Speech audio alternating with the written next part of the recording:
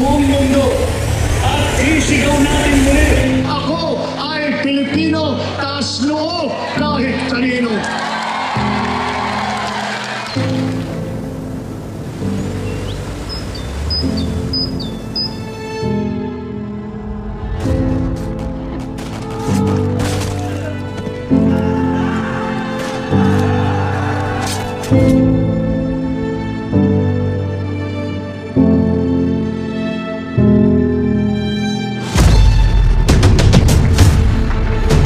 I am here not to talk about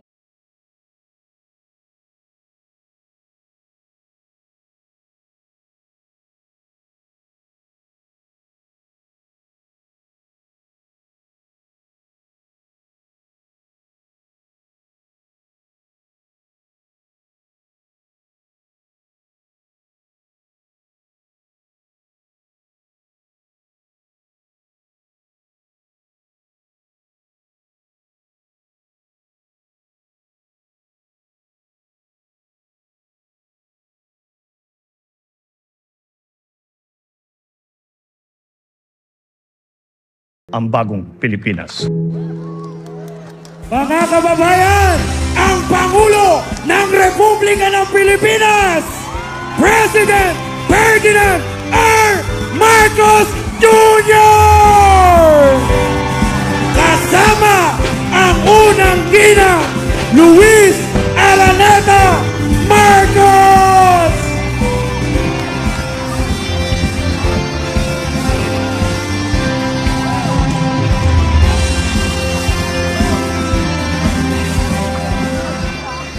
Manatili po tayo nakatayo at sabay-sabay bilang isang nagkakaisang bayan, awitin ang pambansang awit ng Pilipinas. Ayang magiliw, pelas na silanganan, alab ng puso, sa dibdib mo'y buhay.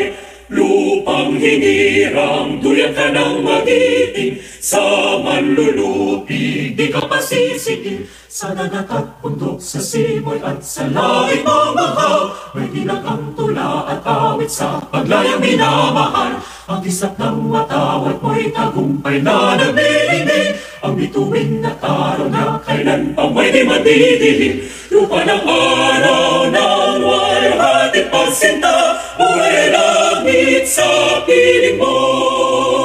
Ang iligaya na pag may mga api, ang mamatay ng dahil sa'yo.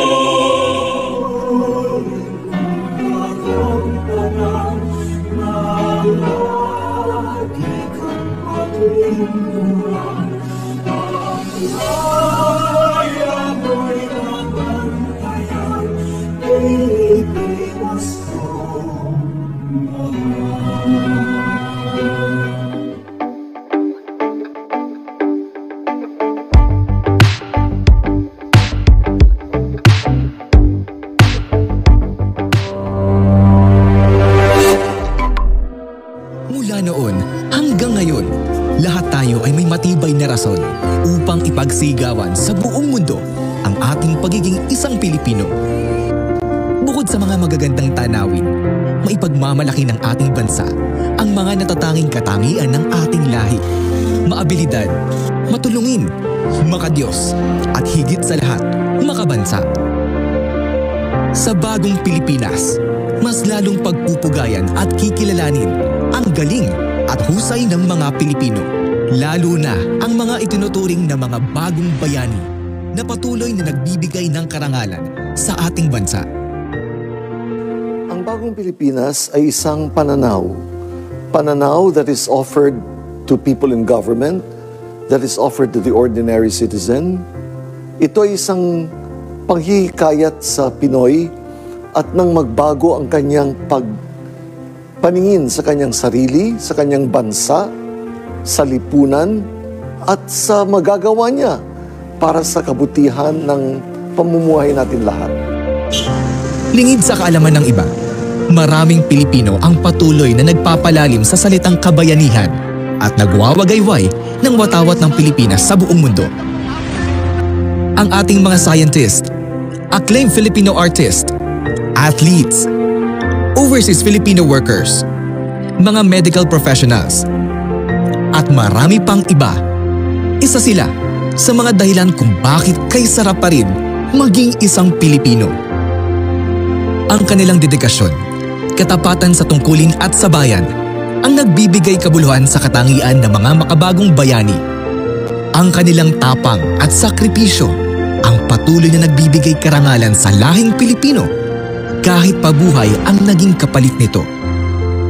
Ang mga katangiang ito ng mga Pilipino ay sumasalamin sa magandang imahe ng bansa.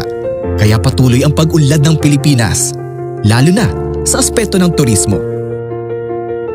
Sa bagong Pilipinas, ang pagiging magiliw ng ating lahi ang siyang mas nagpapatingkad sa mayamang kultura, tanawin at tradisyon ng ating bansa. Ang bagong Pilipinas ay kolektibong pagtingin at kolektibong pangarap ng mga Pilipino. Ang magkaroon ng isang panatag at matatag na pamumuhay. Ang bagong Pilipinas ay isang pangarap na tataas ang kamalayan ng mga Pilipino, na nasa pagkakaisa ang lakas at nasa pagrespeto ng bawat kapwa, at sa mga positibong aksyon ng gobyerno at individual, aangat ang ating bansa. Sa bagong Pilipinas, ito ang pagkakakilanlan ng isang Pilipino. Taas noo, kahit kanino. Bilang tugon sa panawagan ng pagbabago, puspusan ang administrasyon sa pagpapatupad ng mga proyektong uunahin ang kapakanan ng bawat Pilipino patungo sa mas maunlad na kinabukasan.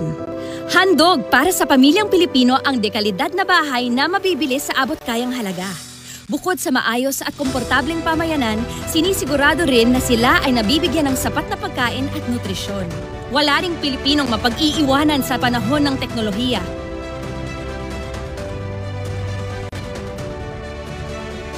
Walang humpay din ang pagpapalakas ng ating sandatahang lakas at law enforcement agencies para patuloy na masiguro ang kaligtasan ng bawat mamamayan. Isang aspeto sa pag-unlad ng ekonomiya ang pag-unlad ng agrikultura. Kaya naman, muling binuhay ang programang Kadiwa ng Pangulo para bigyan merkado ang mga magsasaka at lahat ng nasa sektor na direktang ibenta ang kanilang ani at produkto at maipagbili ang mga ito sa abot-kayang halaga. Habang patuloy na pinalalago ang ating ekonomiya, inilunsad ang Maharlika Investment Fund para pondohan at mapabilis ang pagpapatupad ng mga malakihang proyekto tulad ng 194 infrastructure projects. Pagdating naman sa pagpapanatili ng kalusugan, libreng laboratorio, konsulta at gamot, sagot yan lahat ng Lab for All. Di na kailangan lumayo dahil ang serbisyo medikal na ang lalapit sa inyo. Mas pinadali na rin ang pag-access sa government programs and services tulad ng social, livelihood, education at iba pa sa pamamagitan ng Bagong Pilipinas Serbisyo Fair. Dahil turismo ang isa sa mga growth drivers ng bansa, mas pinaiigting pa ang pagpapaganda at pagpapabuti sa ating tourism facilities and services. Isang halimbawa na ang Pasig River Urban Development Project na bubuhayin muli ang Ilog Pasig bilang isang economic, transport at tourism hub. Bilang tourism ambassadors, dekalidad na serbisyo ang handog ng pamahalaan sa ating makabagong bayani, ang Overseas Filipino Workers. Nariyan ang OFW Hospital, OFW Airport Lounge at iba pang serbisyo na tutugon sa kanilang mga pangangailangan. Ang lahat ng ito ay bilang pagtupad sa karangalan at responsibilidad na iniatang ng sambayanang Pilipino sa administrasyon. Hindi ito titigil sa pagtiyak na ang bawat aksyon ay huhubog sa kakayahan ng mamamayan at magdadala sa bansa tungo sa rurok ng kaunlaran. Ito na ang Bagong Pilipinas. Maghatid ng agarang serbisyong pangkalusugan para sa ating mga kababayan, inihahandog ng Philippine Charity Sweepstakes Office ang mga ambulansyang ito para sa mabilis at maaasahang tulong medikal sa ating mga komunidad. Simulat sa pool, naging tungkulin na ng aming institusyon ng Philippine Charity Sweepstakes na magbigay ng kawang-gawa at tumulong sa mga mahihirap lalong-lalo sa nangangailangan.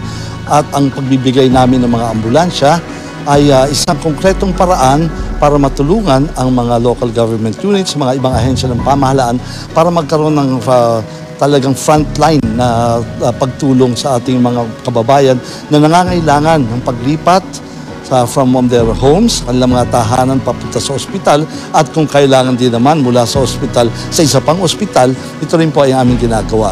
So ito po ay nakaukit na po sa tungkulin ng PCSO ang pag-aaruga sa mga pasyenteng nangangailangan ng tulong. Ito ang bagong Pilipinas para sa amin, ang paglingkuran ng lahat ng mamamayan nang walang itinatangi. Wala po tayong titignan. Ito po ang bagong Pilipinas ay tungkol din sa pagkakaisa. At ito po ang pagkakaisa ng kahit na sino ay dapat makaramdam ng kalinga ng pamahalaan. At yun po ang aming mandato ng PCSO. Ipakita ang pagbabago nito na lahat ay kasali. Lahat po ay kasama sa pag-aruga at pag-unlad. Ito po para sa amin ang bagong Pilipinas. Bukod pa sa mga ambulansya, inilunsad rin ng pamahalaan ang Lab for All buses na tutugon sa pangangailangang medikal ng bawat Pilipino saan man sila naroon. Prioridad ng pamahalaang Marcos ang makapaghatid ng libreng serbisyong medikal sa pamamagitan ng Lab for All, laboratorio, konsulta at gamot para sa lahat. Layunin ng programang ito na makapagbigay ng libreng pagsusuring medikal at konsultasyon saan mang parte ng bansa na may kasamang libreng gamot. Sa pamamagitan ng mga mobile clinics, maihahatid sa mga kababayan natin ang libreng serbisyong medikal gamit ang pinakabagong teknolohiya gaya ng X-ray machine, ECG machine, ultrasound machine, hematology analyzer, semi-auto-chemical analyzer, microscope, clinical centrifuge, microhematocrit centrifuge, at dental equipment. Direktang inilalapit ang primary healthcare services ng pamahalaan sa bawat probinsya sa bansa upang tiyakin ang pagkakaroon ng nararapat na pangangalagang medikal, lalong-lalo na sa mga kababayan nating nakatira sa malalayong probinsya. Mula nang inilunsad ito, ang Lab for All ay nakapaghatid na ng libreng serbisyong medikal sa pamamagitan ng mga medical missions at outreach programs upang matagumpay na mailapit ang mga programang pangkalusugan ng pamahalaan. Ang pagkakaroon ng abot-kayang serbisyong medikal ay isang karapatang pantao na binibigyang halaga ng isang pamahalaang tunay na may malasakit at pagkalinga sa bawat Pilipino.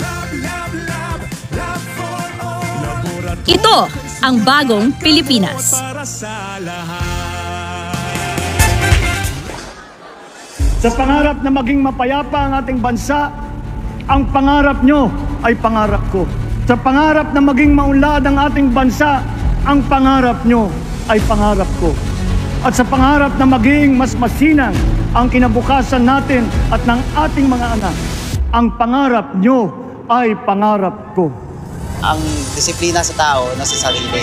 Pilipinong tumitingin sa interes ng ating bayan, hindi na sa pangsarili. Nakahanda po tayo na tumulong sa kapwa natin. I-unite po ang lahat ng Pilipino. May certain goal na inaabot.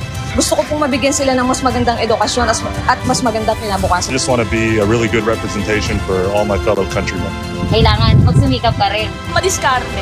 Gagawin po na lahat para umasinso. Ginagawa ko po ito para sa aking pamilya. Dumating na po ang bagong Pilipinas.